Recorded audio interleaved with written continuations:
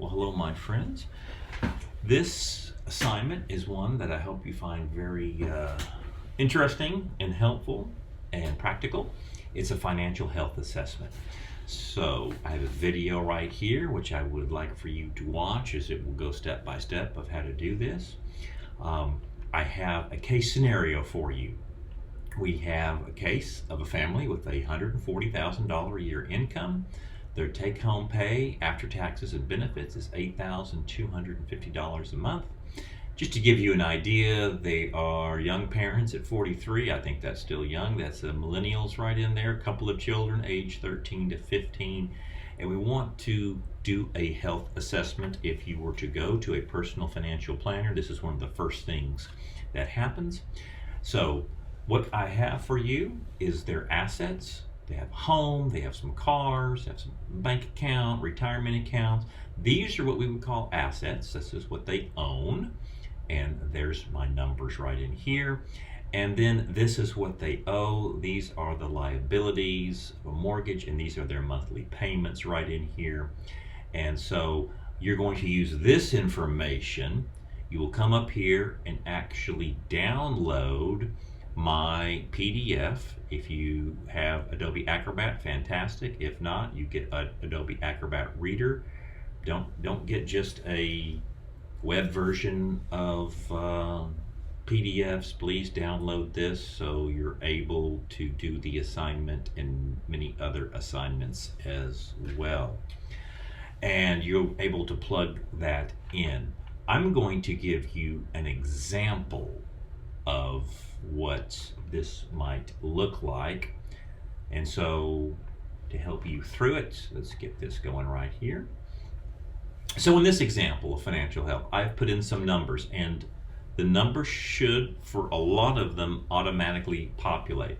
So when I put in here, if I delete it, you're going to see numbers taken out. We're going to put that back in. The house is worth $350,000.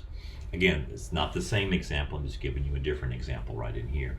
We have assets of cars of $25,000. So all the assets are going over here: a bank account, retirement account, investments, art, that's an investment, electronics, your phones, your TVs. Yeah, we can put some clothes in there as well. Anything else that we may have. I have a total assets on this column of $521,000.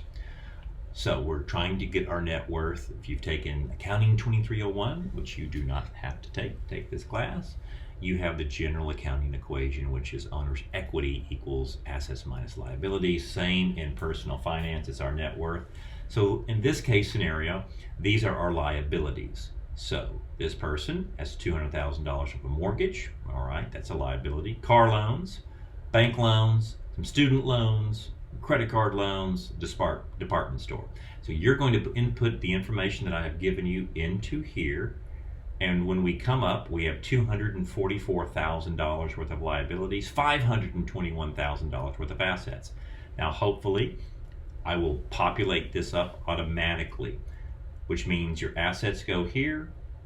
It automatically should do that for you. Your debts. So the total net worth in this case scenario is $277,000. Okay, great. Could someone have a negative net worth? You may want to do this once you finish this assignment for your parents.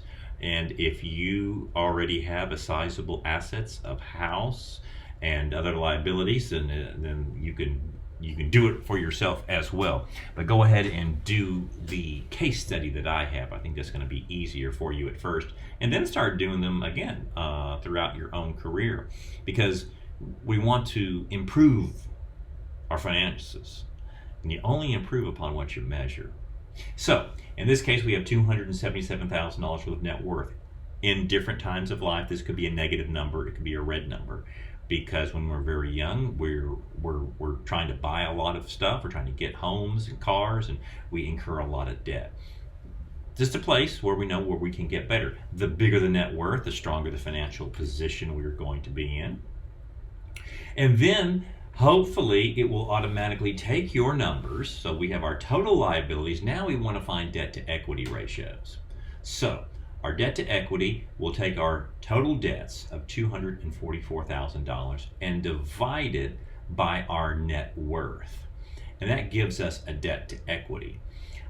In this case scenario, we almost have, well, we have 88% of our equity is financed through debt. Now, that is a very high number.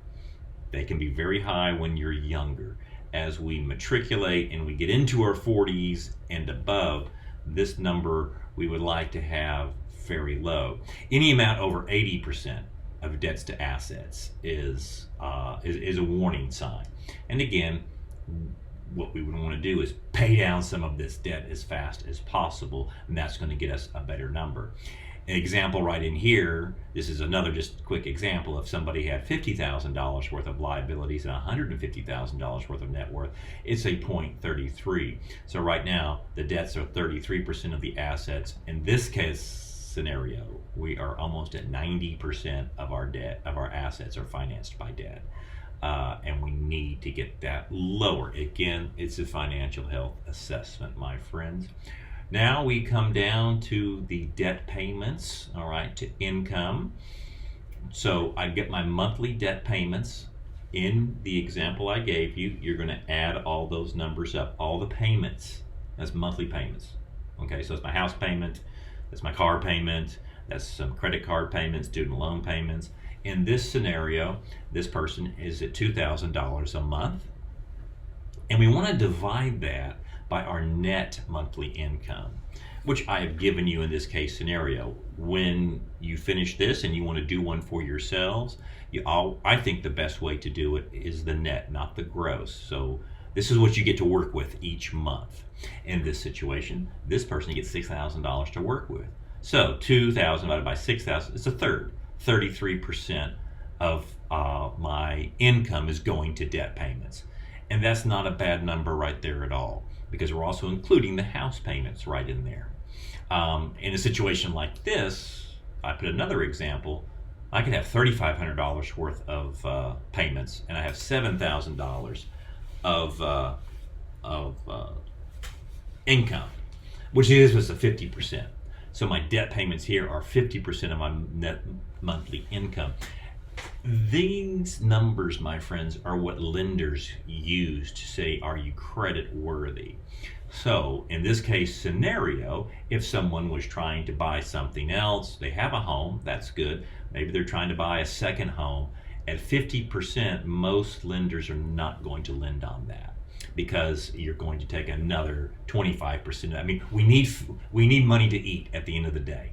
So this is debt. This is not our expenses that are like our water bill, our electric bill, our grocery bill, other things like that. It's just simply debt. So this is a number lenders can work with. 50% or more is just a warning sign. We need to reduce debts, increase our income to get this as a low number. The lower this number is, with a good income, of course, and you've got debts paid for, assets paid for, you're going to get better loans and better interest rates. At the end, we have a financial health summary, and again, I am hoping that the way I have constructed this assignment, that these numbers are going to populate up for you. The net worth comes here, the debt to equity gives you a quick snapshot of how we're doing, and now, when you've got that, how can we do the following? We want to increase our net worth. So you can type right in here. All right, you can start typing all sorts of great stuff. Again, maybe I want to see at least 200 words for all three. So just try 100 words per box there if you can get that in. Again, what are ways to increase net worth?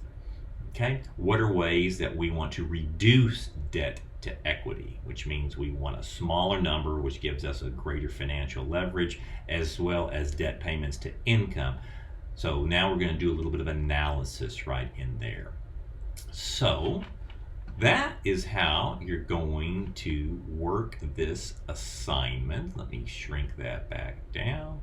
Let me get back into this one, and pardon me, and we're going to view it as a student.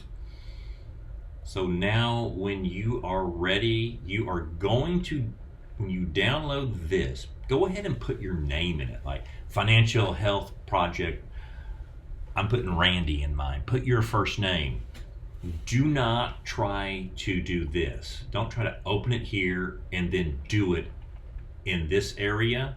It's not going to save anything. You need to download it just like that and then resave it with your name, and these are going to be the numbers you're going to use to populate that field. Okay, when you're finished, when you've saved it and you've got it ready to go, hit the start button. You're simply going to upload a file. You're going to choose a file. Let's see where mine will go to. And I'm just going to have to really quickly show you right in here on my screen. And I think I've got the wrong class, of course. Yep, sure did. All right, personal finance 3. All right, online. Hope you're doing all these great things to know where everything is. There's my Randy. That's the one I'm going to open, and then I will submit my assignments just like that. Should get a yay, all the nice little good things coming. There's my project. I can go back and look at it if you ever submit the wrong project, or if I've said you didn't use the right numbers, do it again. In years gone past, and we have a lot of students, if you're fresh out of high school, you simply don't have the assets to utilize yourself right now. That's why I want you to do this example. For some reason, a few people are putting in their own financials with 0 assets and just a little income, and so nothing populates. And so I'd say do it again. You always can do a brand new attempt, and it only takes one attempt.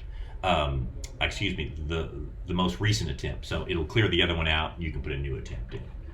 Easy as that. I hope this is going to be helpful. It's a great place to start our financial health assessment. See how we're doing. Once you get these numbers in and you've got some experience, start doing them for your family. Again, if you have a